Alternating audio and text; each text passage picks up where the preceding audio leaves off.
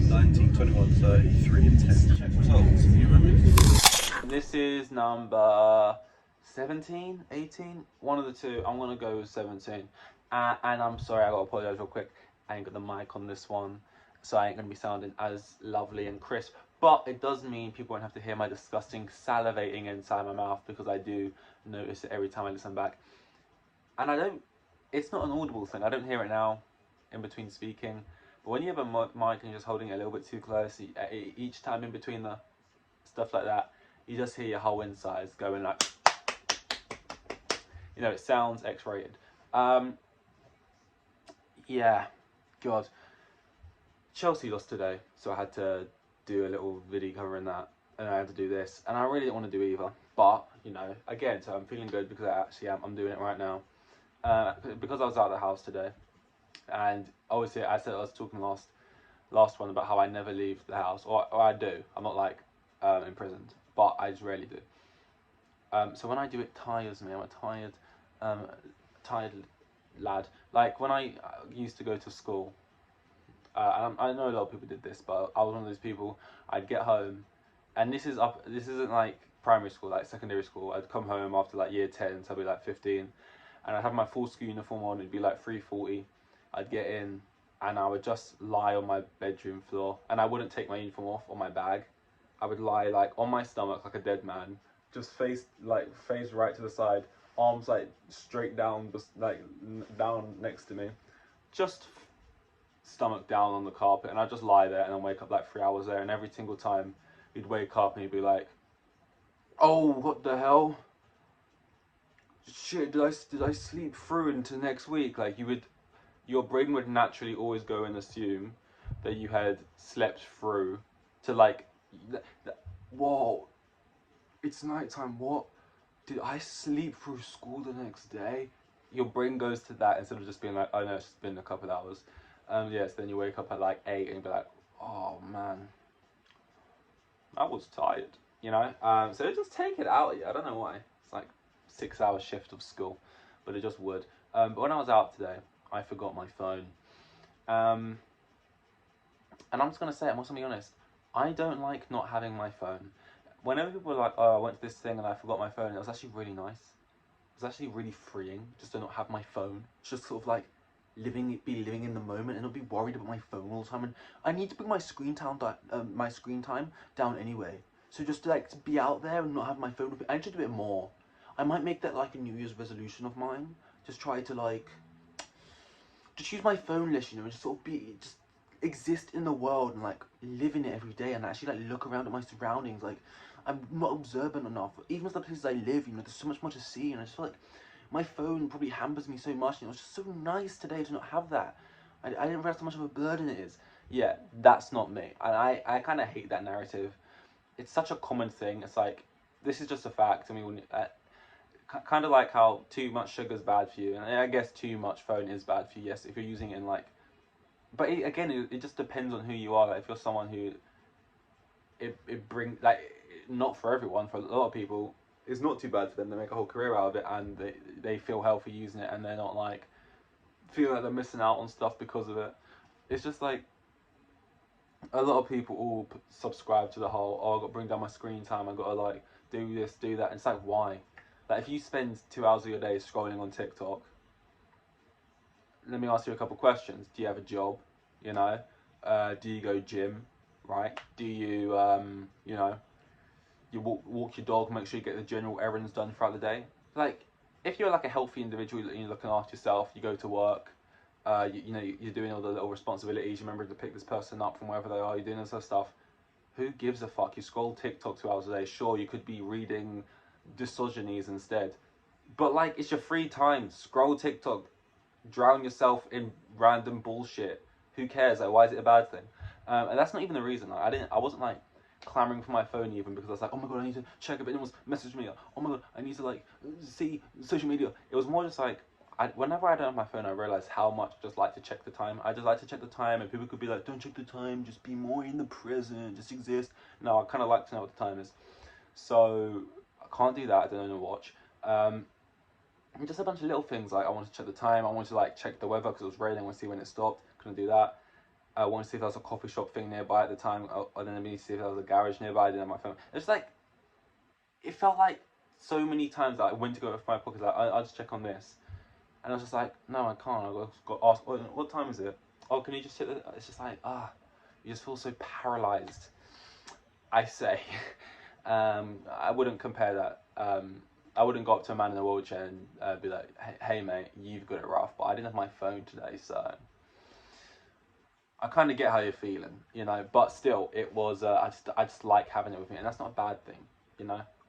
I like to have my phone, and ultimately, if I didn't have my phone, it's not like I would be like reading Plato and the world's greatest writers or philosophers, or I'd be like out spreading the word of God or some shit, or like I would be some activist. I would just kind of be sitting there like doing nothing. If anything, I'm more productive with my phone, because most stuff that I would deem productive or like to do requires phone or internet and stuff.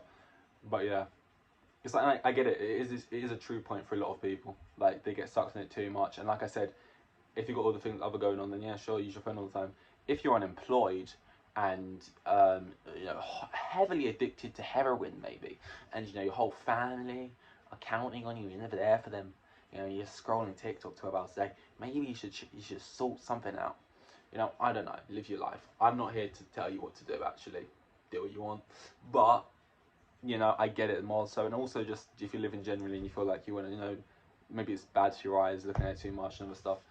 I get it, but I also don't think it's just a sweeping statement. Everyone needs to bring the screen time down, because I also believe, you know, if you're in a stadium, you're watching football, you're out in another country, it's hard. I don't know which side I feel on. Somewhere in the middle, you know. Yeah, enjoy the moment, just live in it. You haven't got to get your phone out and just try and live through your phone in the future, so your future self can look back at it, or so you can post it somewhere. Just be there and exist and just have the memories. I like that. But also, if I'm at like a football stadium and someone gets a phone out to record, I'm not like also like, oi, put it away, fucking exist here.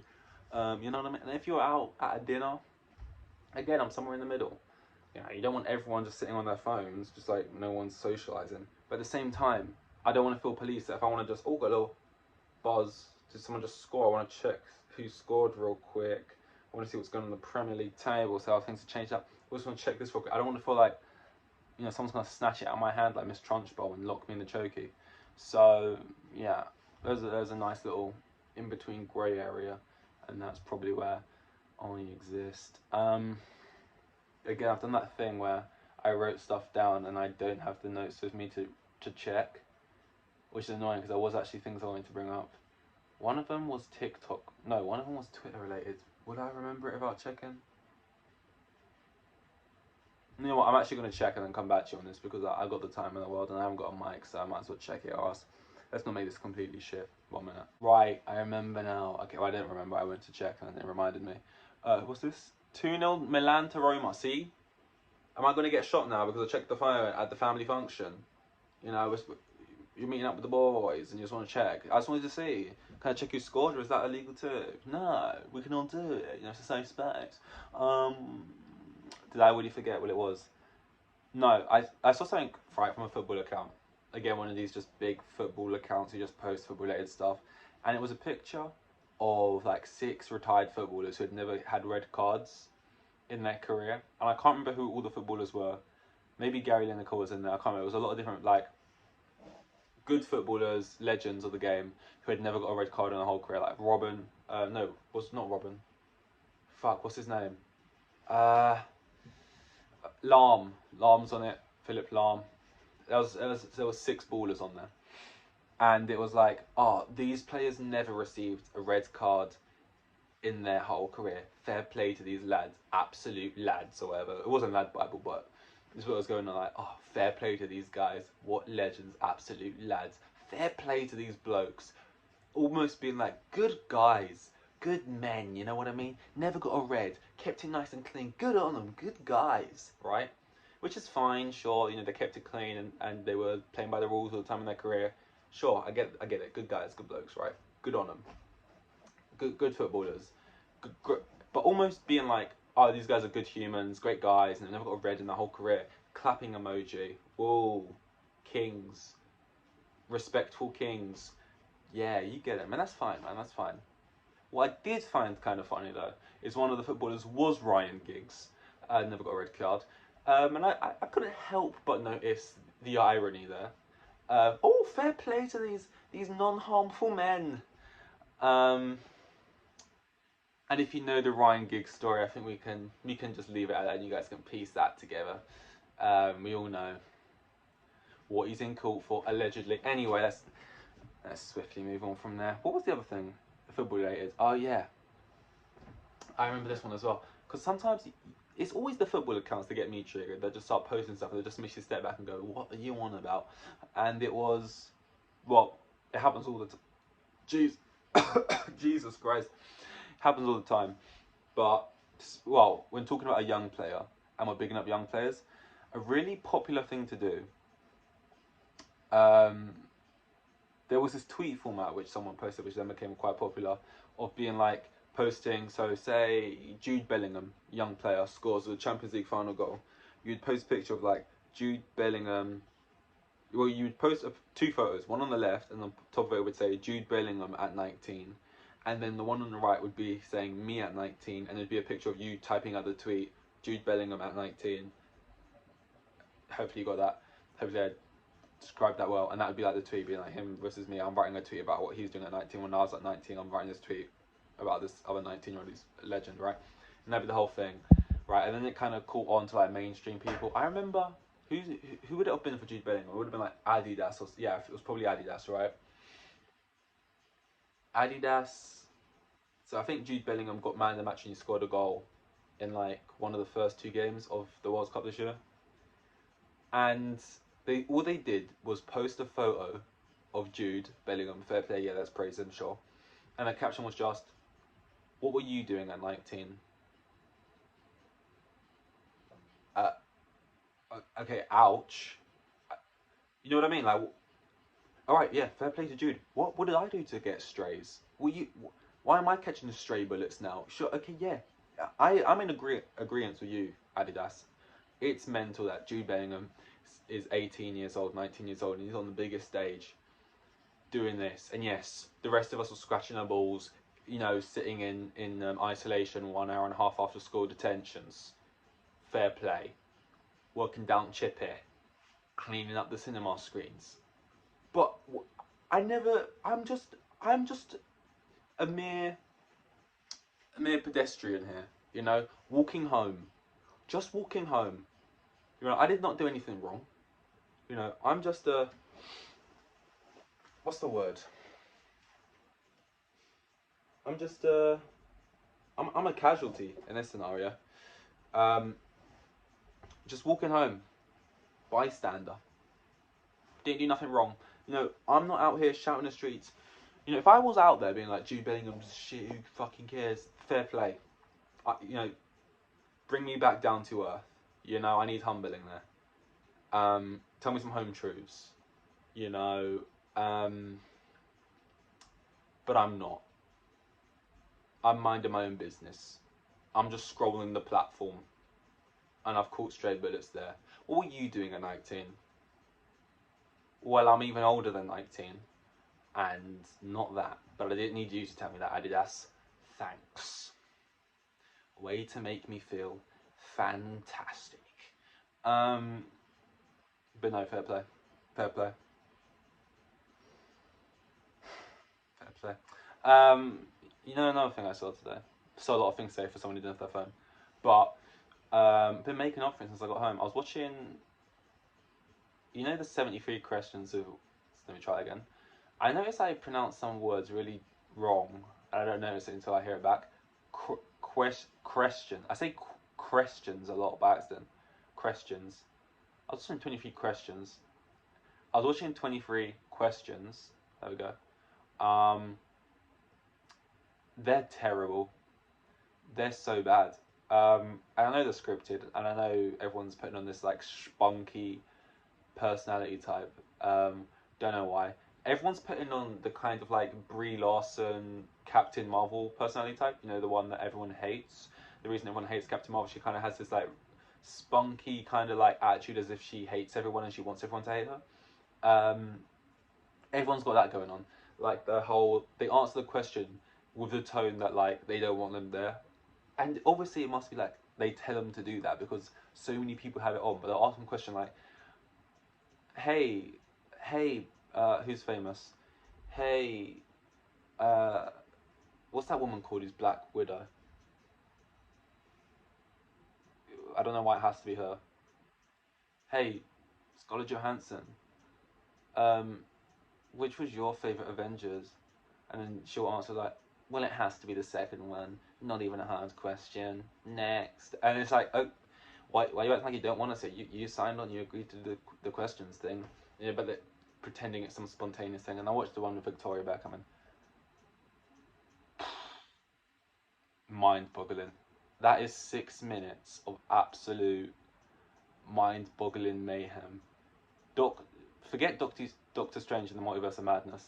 That I actually thought I had fallen out of this like reality, and I had like landed in like another one where things were like just slightly different. I can't remember. I should have wrote them down. I should have wrote them down because although it's scripted, her answers are still her own. So take out all of like the cringy, weird, like sassy, smirky stuff, and just look at the answers. The first one that got to me, they asked Victoria Beckham, what's the first movie or what's the movie that makes you cry most? Either the movie that made you cry first or the movie that makes you cry most. Her answer, 12 Years a Slave. Okay, I get how that makes you cry the most. I get it's a sad movie. Um, I just think it's more of a peculiar answer, you know. 12 Years a Slave. Hey Victoria, what movie makes you cry the most? 12 Years a Slave. And the way she said it. Um, and that, like, they go from going, by the way, what's one thing you can't live without? Oh my Gubanshi, but that wasn't me. What was the actually? She said some long branded name, and then she said Velcro roller. Sorry, Victoria. But I know we could pretty much live without anything apart from like food and water and stuff. But so any answers basically, I guess technically wrong. But Victoria, what's one thing you couldn't live without? My Givenchy Velcro roller. Okay. Victoria, what's one thing you'd get rid of on this planet if you could? AIDS. Sorry, how are we jumping from that to that and no one's laughing in the background? That's another genuine answer. She goes from saying, "What's one movie that makes you cry the most?" 12 Years a Slave. By the way, these feel like very just look. AIDS. If we want to get rid of anything, yeah, sure. AIDS isn't a wrong answer. It's as good as anything to get rid of cancer, AIDS. Or I guess actually you can quite comfortably live with AIDS. Okay, let me just cut in here real quick right now. I then go on this huge tangent and making what I think is funny observations about how it's not the 90s and you can live with AIDS. So trying to appeal to this demographic to make yourself look good isn't even all that great in the first place because you can live with it these days and blah blah blah. And I was talking about HIV. So I'm a fool. That being said, I still think it's a performative, not even great answer because most people don't even get AIDS because you can prevent it with medication anyway. But I get it. I guess it would still be good to get rid of it if you could. But still, like I feel like come on, you'd if you're trying to be like the holier than thou route, surely you'd pick like cancer or like even like malaria over it. No, but fair, AIDS, sure. It's just funny in the context. Just watch the thing. I'm sure you'll agree. It's just funny. It doesn't matter. It's just funny. God, their household must be the most elite thing in the world. Like David Beckham, Victoria Beckham, and they're like 4 Beckham children. Like who are just like models and footballers and like layarounds, but still they're just like we're the Beckhams. Like they're the type of people who would have a show like that. Cause like even like I'm sorry, but the Beckhams absolutely obliterate the Smiths in terms of like eliteness. Like something about them, like Will Smith, yes. It's like, but just something about it. It's something about like the fact that she's like this fashion designer model, and he's from the world of like, well, he's big into fashion as well, but like from the world of like football and stuff. And then they come together and also both like attractive people, and they have their kids who are like melded of them.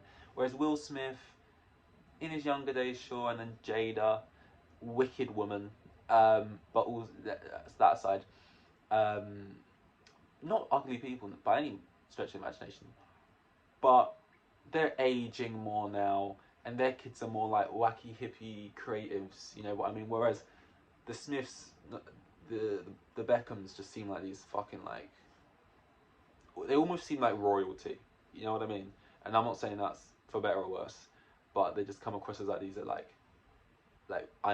being a Beckham is like having blue blood or purple blood or whatever it's meant to be, whichever's royal. I think blue blood would make like a lizard or some shit. I meant to say purple blood, but yeah. Being a Smith, it's like, oh yeah, I'm a famous I'm of a famous family. Being a Beckham, it's like I'm like 17th in line to the throne, pretty much. I'm in there like somewhere. Anyway, I think this was it felt like a good one as well. But it's just a shame I didn't have the, the whole mic switch for it. Anyway, this is 17 or 18. I have no idea at this point. I want to check. I want to check because I actually want to know. Well, it depends. How quick, it depends. If the internet's being slow.